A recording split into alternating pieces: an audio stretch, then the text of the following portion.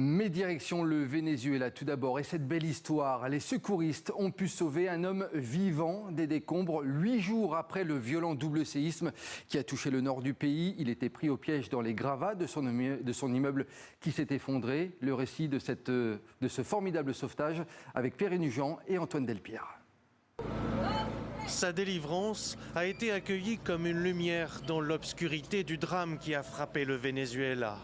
Porté sur un brancard par l'équipe parvenue à l'extraire, Hernán Gil est à peine visible au milieu de la foule des secouristes venus assister au miracle. Pendant 8 jours, l'agent de sécurité de 43 ans aura survécu sous les décombres d'un centre commercial à environ 9 mètres sous terre. Ce n'est que dimanche que des passants l'ont entendu crier. Nous étions en train d'enlever et de découper des dalles quand on nous a dit qu'il semblait y avoir quelqu'un de vivant. Mais ce genre de situation se produit souvent. Nous avons cherché à vérifier ce que disait cette personne. Nous sommes descendus au sous-sol et l'un de nos collègues, après avoir appelé et tendu l'oreille, a détecté que quelqu'un répondait bel et bien.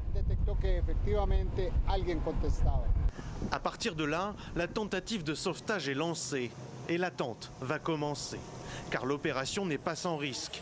L'édifice partiellement détruit n'est plus à cet endroit qu'un amas de pierres et de plâtre fragiles, prêt à s'effondrer à tout moment sur le quadragénaire. Des équipes du monde entier vont alors se relayer auprès de lui pour s'assurer que le corps et le moral tiennent bon. Les pompiers chiliens parviendront à visualiser ces conditions de survie. On le voit ici sur cette vidéo, tournant la tête pour regarder la caméra, l'œil droit injecté de sang. Aucun de ses membres n'est coincé. On pourrait dire qu'il est dans quelque chose comme un cercueil. Cependant, il est dans un état stable parce que nous avons pu le maintenir hydraté. Nous lui avons aussi donné une solution électrolytique et un peu de calories. Pour l'instant, tout lui est fourni sous forme liquide. Jusqu'au dernier moment, malgré les tentatives de solidifier les fondations avec des poutres, les secouristes n'auront voulu se prononcer sur l'issue du sauvetage.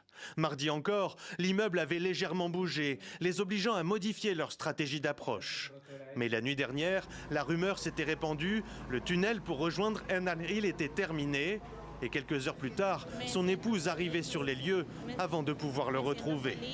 Pour ce miraculé, aujourd'hui le cauchemar est terminé. Une exception parmi les plus de 2000 morts et milliers de disparus qu'a fait le séisme.